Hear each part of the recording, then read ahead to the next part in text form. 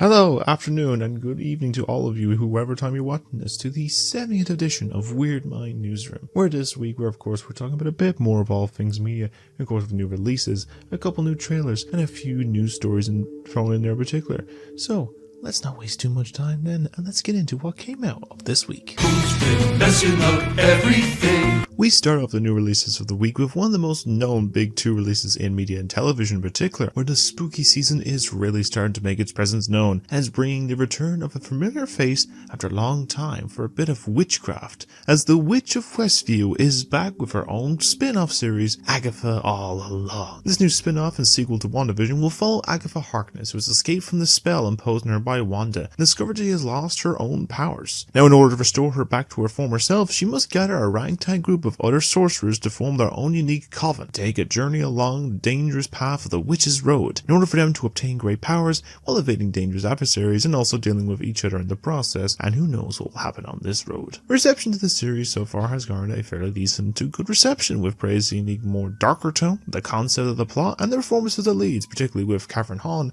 Aubrey Plaza, and Joe Locke, with some critiques and some slow starts and a bit of dialogue, and of course the usual complaints of people online, these, and also a case of Catholic conservative groups against the themes that has like LGBTQ plus themes, but it's not that massive of an issue, honestly. Now, myself, I watched the first two episodes and I enjoyed them. They're not perfect, they're a little slow in points in the first two episodes, and a little confusing, but I guess it's all in the mystery and return to the theorizing every week, of course, like most other shows. But if you want to watch this new spooky tale, you can catch the first two episodes now on Disney Plus with a new episode every Thursday. The second of the big releases of the week is bringing us back to a world of corruption, power imbalance, and the city protected by a dark night where a certain figure working for the payload in the past is rising the ranks to become the true power control of this city, as Matt Reeves is back to return to his role of the Batman with his new limited series of The Penguin. The series is set a week after the events of the first movie and will follow Oz Cobb, a gangster who is a high-ranking member of the crime syndicate in Gotham that was part of the Falcone family. A gangster who is a high-ranking member of the crime syndicate in Gotham who's looking to take control into his own hands while dealing with the remnant of the Falcone family and all other crime syndicates looking to clip this bird's wings by any means necessary. Reception to the series has been very highly praised, with praised performances, particularly with Colin Farrell, story and building on the world-first character from the Batman film, and has been labeled as this generation's form of Sopranos, which of course is a big deal, of course. And if you're up for a new thriller story of high quality television, you can catch the new series now on HBO Max in the US and on Sky Atlantic and Now TV in the UK and Ireland, with a new episode releasing every Monday night. For the third show of the week is taking a follow-up as a one-off concept of a well-known or unknown serial killer and giving an elaborate tale of their crimes and what happened to them when they were caught. Has now followed with a new tale in this new now anthology series with the next duo of killers, the new limited series of Monsters, this time focused on the Lyle and Eric Menendez story. This season of stories will focus on the titular brothers who back in 1989 murdered their parents in cold blood, as the concept for the reason as to why is speculative, of either neglect and abuse from the parents or from the likes of possible way to inherit a massive fortune from the family for themselves, and how they would be cons their outcome in the process. The reception to the new limited series has garnered a little bit better reception than Dahmer's, with praise of the cast and more or less darker tone the previous season, though that will probably change next season given that the focus is on a serial killer who's made human skin into furniture. Yeah. Though it feels a bit too safe, and also Eric Menendez himself has come out and said that it's inaccurate, so I have no idea. But if you want to check it out for yourself, you can catch the new full limited series now on Netflix. The last of the shows for this week is actually for nearly a good bit of time. I nearly skipped this one because I forgot about it until it popped up when researching for this week, of a new animated series created by the man that loves to talk on legends, gods, and the use of slow motion. As of course with Zack Snyder has brought along a new anthology series with a new show of Twilight of the Gods. The series is based on Norse mythology and follows Sigrid, an iron-willed warrior who saves Leif, a mortal king who will soon fall in love with her. But upon both surviving the wrath of terror by the god of thunder himself, both of them and a crew of crusaders will soon embark on a merciless mission for an act of vengeance, no matter the odds against them. Reception to the series is a little bit more of a mix to decent reception who praise the mythology concept and the animation, though the plot and shock and action is a little underwhelming when it seems to have a lot of potential. If you want to check it out for yourself, you can catch the new series now on Netflix. And the last of the new release for this week, and the only game for this week, is taking us back nearly 2 decades to where taking a trip for a bit of shopping for all different things takes a turn of the undead form, as a classic from the past gets an all new fresh coat of paint. We have the all new remaster of Dead Rising Deluxe Remaster. This new rework of the classic game of the series will have you play as Frank West, a journalist who has covered wars, has found himself stuck in the Parkview Mall in Colorado that has now been overrun with a sudden zombie outbreak, and he must survive as long as he can, helping other survivors from an endless horde and uncovering the conspiracy as to how all of this happened while hacking and slashing away at the undead. Reception to the remasters has been very well received, with praise of the updated visuals, new features, and the respect and restoration of the classic zombie game from almost 20 years ago. For capturing the perfect image and applying for the undead. You can play as Newtown now on PS5, Series X and S, and PC in digital form, with a physical form coming out this November. Of all that, that's all the new releases that we have for this week. Here is mighty battle cry. La, la, la. Alright, the first of the trailers for this week is actually a trailer that initially I planned to have in one of the previous weeks, the last 2 or 3 weeks, but it was unclear if it was getting a release here. But that changed this week, as we have now got a trailer for the directorial debut of actress Anna Kendrick's work with the film of Woman of the Hour. The film will tell the story of Cheryl Bradshaw, a young woman who was back in 1978 ended up as a contestant on an episode of the popular dating game show, where she would end up with a match on a date with one of the contestant suitors of Rodney Alcala, who, where unbeknownst to her, while getting some odd vibes off to the game, will soon learn that the person she ended up with matched was become a notorious name back then, as he would later become known as the dating game killer. So the likes of this is, I had heard about this story of Kendrick's directing her first feature film and thought this seemed like a good fit for her role, and initially I got a bit of a vibe of another film she starred in called Alice Darling, the one about like she's kind of like in a very abusive relationship kind of thing. It's a very good film, and from what I've heard from previous film festivals, that this has garnered some very strong positive reception so far, and I feel it'll be probably worth a watch when its new film releases onto Netflix on October 18th. So now this next trailer, and possibly the one following this, may be confusing to some possible US viewers, given this one's actually just came out this week over there. Plus there was also a special screening near me where I'm from, and why on a Thursday of all days wouldn't make more sense for a weekend or whatever. But it's a different release here, and it'll be the time to roll out soon enough, as we have the final trailer for the upcoming release of the animated prequel of Transformers 1. The new film will tell the story of a young Orion Pax and D-16, 2 worker bots on the planet of Cybertron, who along with B-127 and Alita 1 discover a secret about a deep conspiracy that will lead to a war. Now they will become Optimus Prime and Megatron, and the formation of the Autobots and Decepticons in the all-out war in Cybertron. So the likes of Transformers has been the case that has been a massive presence in pop culture for the last 20 years, since the likes of the Michael Bay live action films, the mix array of stuff, and all the different games, merch and shows, and this one seems to be the one with the most mass appeal, even if I remember case there was all complaints about the voice cast kind of thing. Well, I am excited to check it out, and I've heard a lot of good praise and some other weird critiques for said film from some reviewers. Something about them having human faces still makes me feel a little odd about it and weird, but I probably will look past it, and I'm sure it'll be worth a watch. You don't need to wait long, as it'll be releasing in the cinemas, rolling out into cinemas in about 3 weeks' time on October 11th. For the second animated film trailer for the week, while the studio is gearing up to drop probably one of the best anime films of 2024 with The Wild Robot, the studio of Dreamworks is looking ahead into the future, with their next project is based on another film adaptation they made 7 years ago that deserves more love and a proper sequel, as the creative minds of George Beerle and Harold Hutchins are back again with their new comic book film project, with the trailer for the upcoming adaptation of the Captain Underpants spin-off of Dogman. Now the film will see an officer named Knight and his dog named Greg end up in a bad injury while out on the job, and through a life-changing operation will change the course of history when the creation of Dogman is born. Soon he must protect and serve as he doggedly pursues the dastardly feline of Petey the Cat, but the unexpected arrival of Little Petey soon changes their dynamic. So I've heard of this spin-off that this is collectively in the book series, the spiritual sequel to the Captain Underpants books, and I think possibly Super Dive Baby. Remember those stories? I did like the original novels as a kid. Granted, I never finished the full series, as I think the last 4 took a bit of a hiatus, but granted for personal reasons for the author and respectful ones. But I think this, from what I've seen in the books, it has the look and charm of the series, and probably be worth a watch, and you can check it out for yourself when it releases in the cinemas on February 7th next year. The final trailer for the week is delving into a project that was supposed to come out almost 6 months ago, but due to some messy drama caused by the company distributing it, there was a dumb reason why, but after a bit of delay, Bong Joon-ho is back with a new tale with a trailer to his anticipated sci-fi film adaptation of Mickey 17. The film follows Mickey, a disposable employee that is sent on a human expedition to colonize the ice world of Niflheim, and where if one iteration dies, a new body is regenerated with most of his memories still intact. But when one of his multiples survive from dying, it soon becomes a head-to-head with a new multiple of Mickey 18 and deal with a new messy outcome for the massive company running this program. So the reason this film was delayed was that Warner Bros., the company that keeps telling you they are the only pure storytelling studio left in the industry, but more will likely shelve completed projects for, tax write-offs and then lose way more money in the process, tried to mess with the final version of the director. But hopefully, I hope that Bong will stand his ground and be mad if he misses the awards season if this is a critically acclaimed film from a multi-Oscar winning film director. Because this actually looks like a really strong adaptation of the book it is based on, with a fun gimmick, and I'm sure it'll be all worth a watch when the film generates in the cinemas on January 31st next year. Now with all that, that's all the new trailers that we have for this week.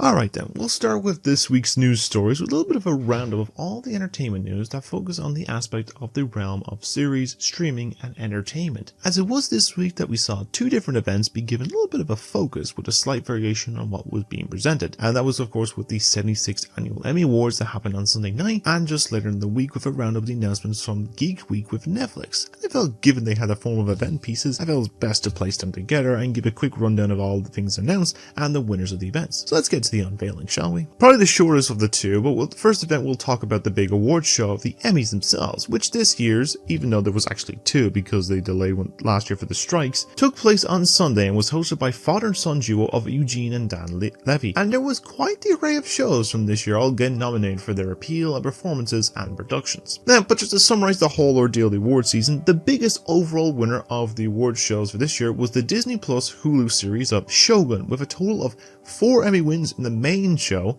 including Best Drama Series, and then a whopping 14 wins at the Creative Arts event, making it the biggest winner in the Emmys history of nominations to win ratio. Now besides the Creative Arts, the other big shows that tied with 4 wins was of course with FX's The Bear, which I think is for like the 2nd season and Netflix's Baby Reindeer, with mainly in performances, writing and directing. The other big winner of the night was the series of Hacks with a total of 3 wins, which included Best Comedy Series. And then most other shows for this year, besides I think just SNL and Only Murders in the Building, all were being the only 2 walking away empty-handed this year, and everyone else got at least I think 1 win in particular, like including Fallout and all those other ones. But yeah, and most others win at least 1 of the categories. Overall, a big congratulations to the winners, and even if they didn't win any big rewards, they still made a very strong effort, and hopefully the award season buzz continue as long as they are releasing seasons of great television. So following this, and of course I mentioned, is that we have the Netflix Geek Week stuff, which gave us new additions of like some new announcements and first looks at the upcoming slate of shows and films in the pipeline, which will give a quick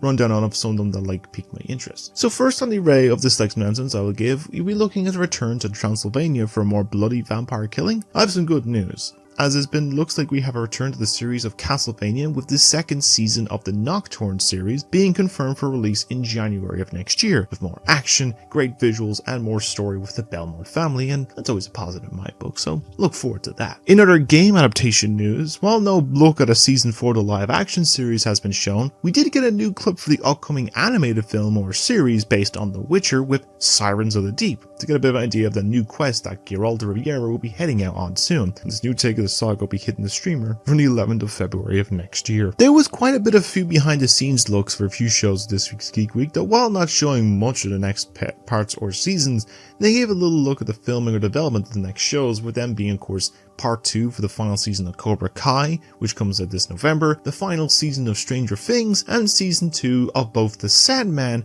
and Wednesday, with the latter 3 all set for I suppose a 2025 release. The Stranger Things one, I have no idea, but the other 2 have been confirmed for 2025. While nothing major is shown, it is still exciting to see how this will all play out in due time, and look forward to them in the future. Now, there is 2 other shows with either a behind the scenes or star production shown that I will give as separate, and the first was the announcement that Season 2 of the Avatar Last Airbender series was in production, and they unveiled that they have now casted actress Maya Chek as the blind earthbender master of Toph Beifong, which I think through a brief little teaser seems to have toned down on the bending abilities, but I guess we'll see how it turns out when the series releases sometime soon.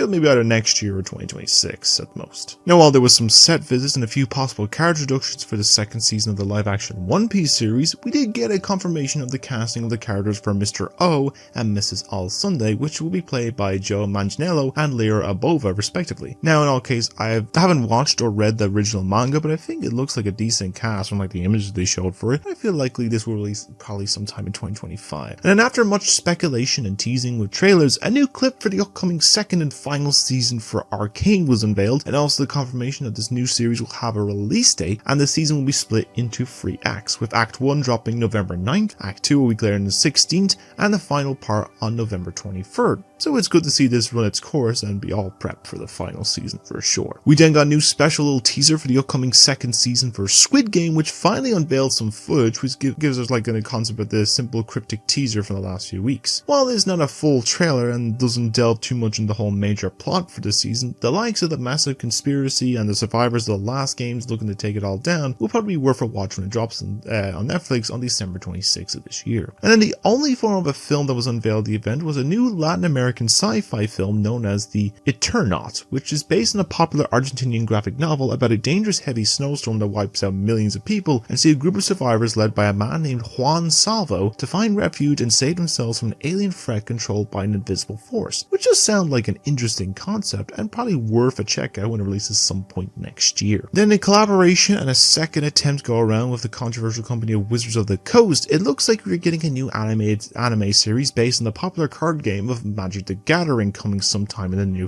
future.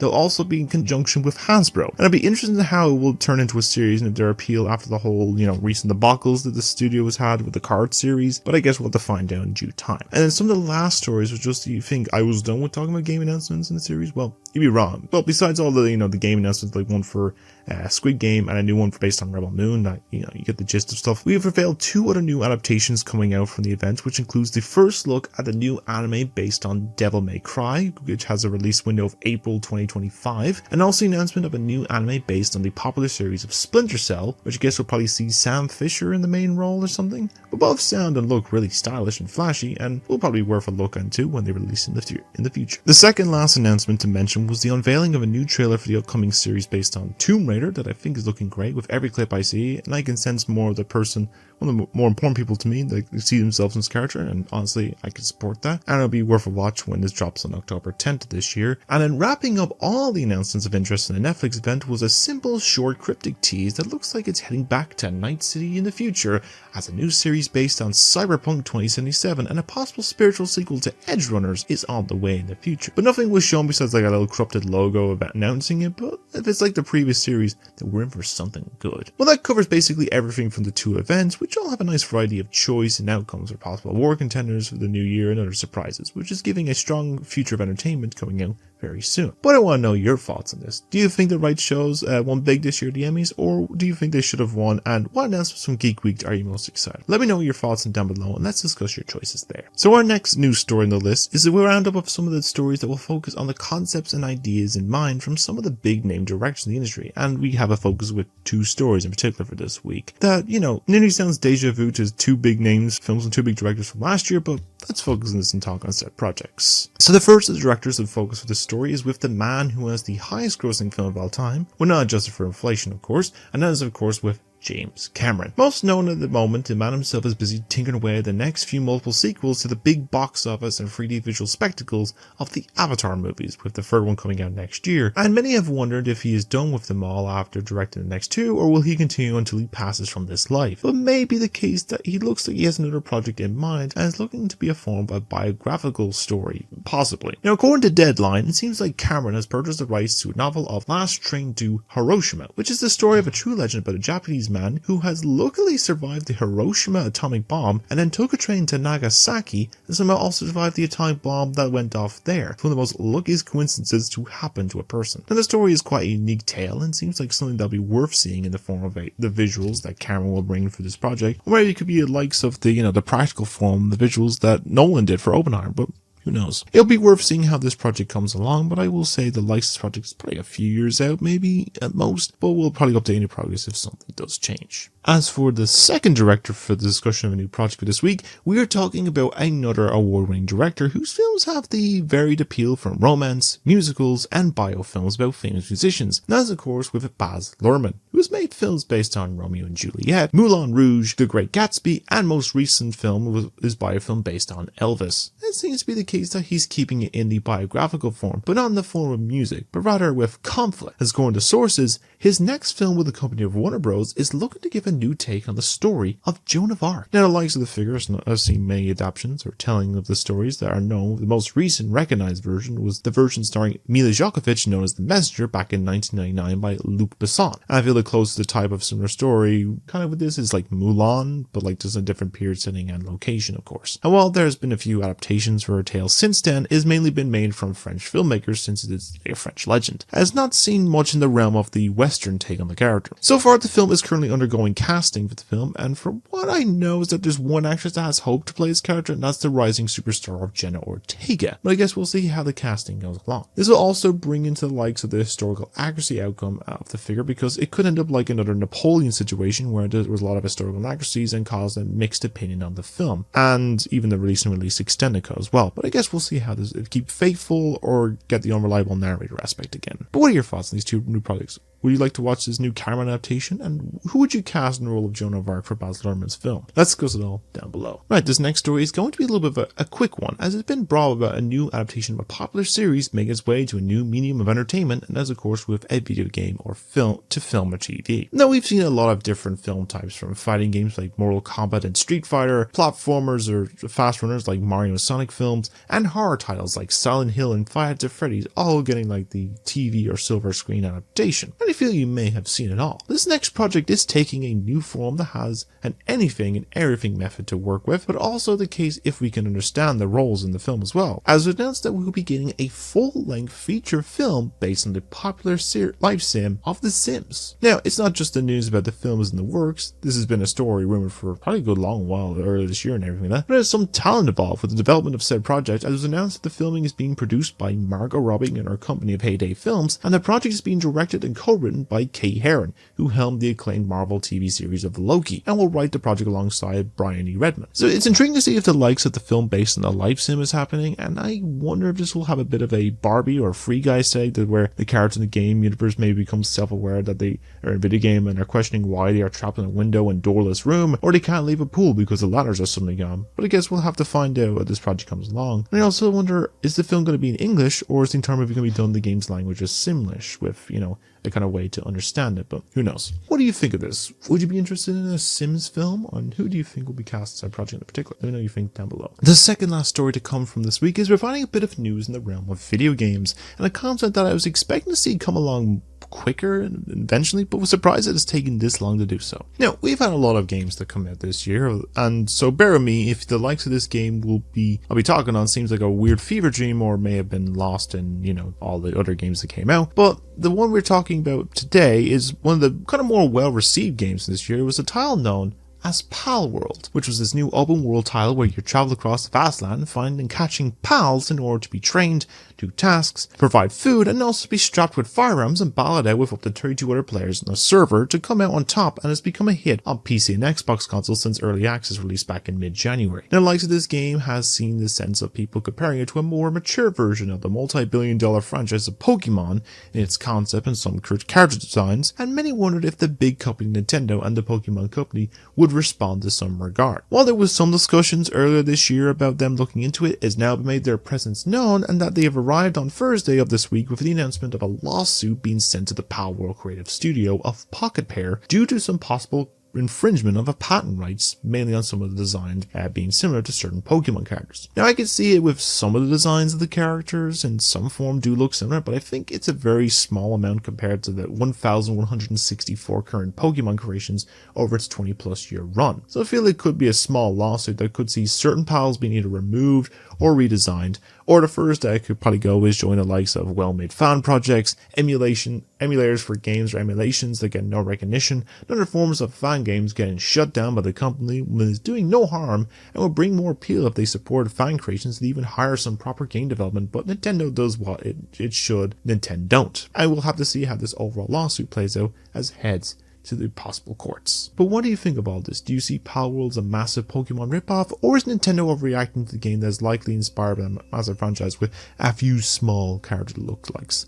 Let me know what you think of all this down below in the comments. So the final story that's come from this week is a bit of some investigative journalism into the studio that has been making the big bucks this year at the box office, but the road there has been paved with issues, crunch time, and likely the pulling of the strings from the company that owns them for many years. Now, as we are talking about one of my all-time favorite animation studios, and that's with Pixar. So we are all aware the highest grossing film of 2024 of this year, and now the highest grossing animated film of all time, is Pixar's well-beloved sequel to 2015's Inside Out, one that I've already given my thoughts and opinions on, and you can read down the blog version below, or like on my blog section, or even the video format, which is my 100th video on this channel. And it seemed like a big success story for the company, after it was undermined and had some tumbles with the box office since the pandemic. But it seems like not all of it was smooth sailing, and in fact a lot of issues had come up. Now, according to some discussions and journalism investigated by IGN, the company interviewed 10 former members of Pixar, who wished to stay anonymous of course, who were let go back in May alongside another 165 employees, or around 14% of the staff total. And it did not help in the process that in the last few weeks before release, it had seen some really bad form of the dreaded crunch time that saw many workers in 7 days a week for around 2 months to complete the full film on time, which included being put in jobs they have never done before,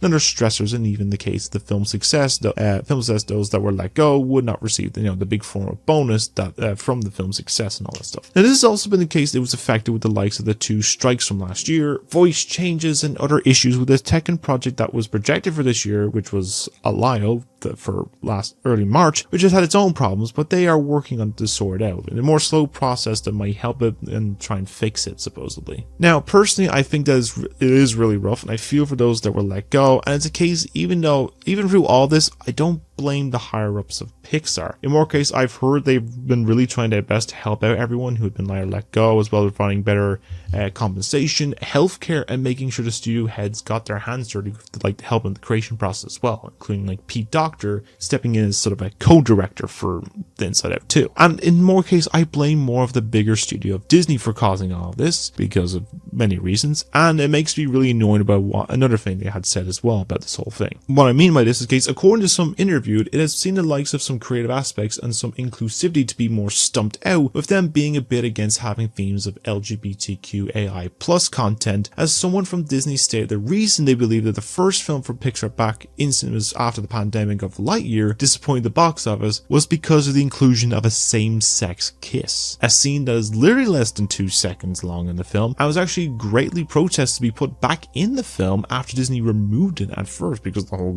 don't say gay bill kind of bullshit. Why I say this is gay, which I think is total bullshit. But don't even get me started on the whole, their supposed butchering they did to Turning Red with those concepts. Now, this evolved to the studio heads having to try and work around to make the main girl Riley seem less gay, when there was clear signs of her having some form of affection towards the character of Val, which could mean a case that Riley could be bisexual kind of thing. But I think is a thing they should be more explored about finding oneself and being open to learning who you like and your sexuality kind of stuff. But then again, this is Disney we're talking about. The company who's been massively queer baiting since the release of the live action Beauty and the Beast movie, when they said LeFou was the first openly gay character in their films, when they literally had one scene of that, and they kept doing it with most of their films like Cruella and all these other ones, the first openly gay characters. The close they had was Strange World, but most people didn't watch Strange World. And in all sense, it's really a damn shame that Disney is really picking on Pixar and belittle them for the likes of the whole straight to Disney Plus and no extra cost thing for Soul, Luca, and Turning Red back during the pandemic, with all three of them deserving to be seen the biggest screen possible, which I did see, and then undermining it when all the other projects from their other departments underperforming over the last little while, both in box office and revenue, when Pixar has been garnering strong acclaim, while some having a mixed reception, in the 28 films they've released over the course of their 30 plus year history.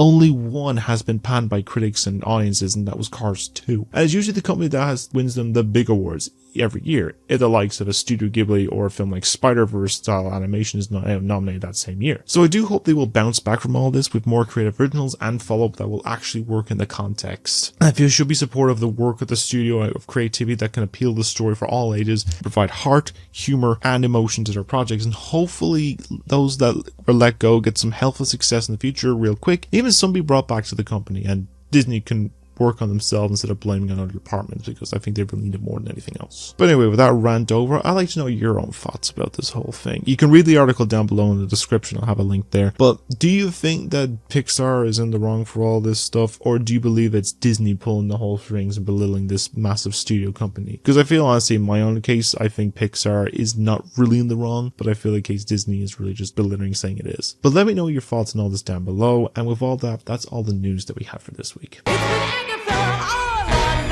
And now, with all of that, that ends episode 70 of Weird Mind Newsroom. And I apologize for the rant, but I hope you enjoyed listening to my rambles for probably about half an hour at this point anyway. So let's talk about some stuff that's coming up on this channel. Okay, first off, on reviews. I don't have any recorded just yet. I am writing up some ones, and I was sitting there questioning in case I want to get something done, maybe something from the past done. So I decided, after kind of sitting on it for a bit, I think the next ones are going to be Barbenheimer. That's right, I'm doing the Barbie and Oppenheimer double feature review kind of aesthetic. I'm going to separate into the two videos, of course. I'm currently, as of writing, I have the Barbie one just about finished. I'm going to go into Oppenheimer some point, maybe the next day or two, and then have them recorded back to back and release the same time as well, kind of thing. So look forward to that in the next week or so. Other reviews, I'm going to get some like more newer stuff as well, and look back on my release calendar stuff of the in order ones I'm going to do. See any of them recently. I might do Dune, I think it's the next double build. I think I have next in the film stuff. If there's any shows I've watched as the full series out, I will probably throw them on, but I will see down the line. Anyways then, besides that, we got some gameplays. So I have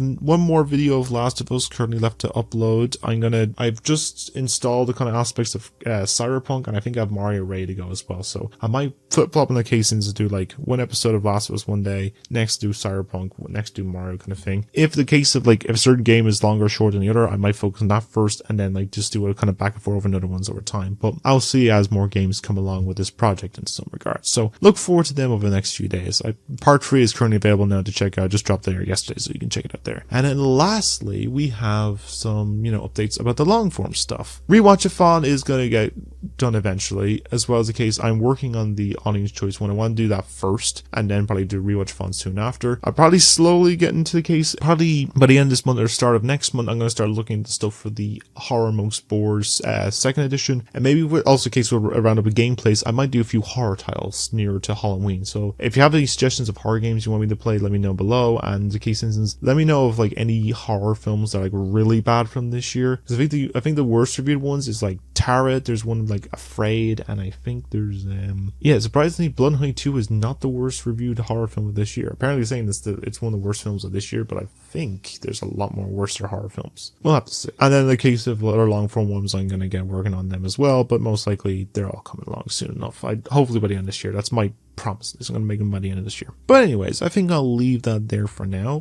I've rambled on long enough. If I ramble any more, I'm going to get into some deep personal shit. But anyways, I hope you all enjoyed listening to my ramblings, and if you did enjoy my stuff and want to see more from me and more frequently, then simply like and subscribe, as I upload new stuff every single week when I have the content ready to go, and I hope to reach my goal of 100 subs by the end of this year. We are 11 away, folks. Let's get that to the 100 subs. Share around to people and get them focusing on it. Comment below on all your thoughts about everything that was discussed this week. If you've seen any of the new releases, trailers, or your thoughts on the news stories, I'd love to have a conversation with any of you. And, liking all that stuff, all the good things. But I'm going to leave it there for now. I've rambled on long enough. So thank you all for watching, and of course you all stay being wonderful people and have a great day every day, doing many great things, and of course to keep being you, because no one else can do what you do, and of course take care of yourself, because it's important. And all that, I shall see you all in the next video. So take care everyone, and goodbye.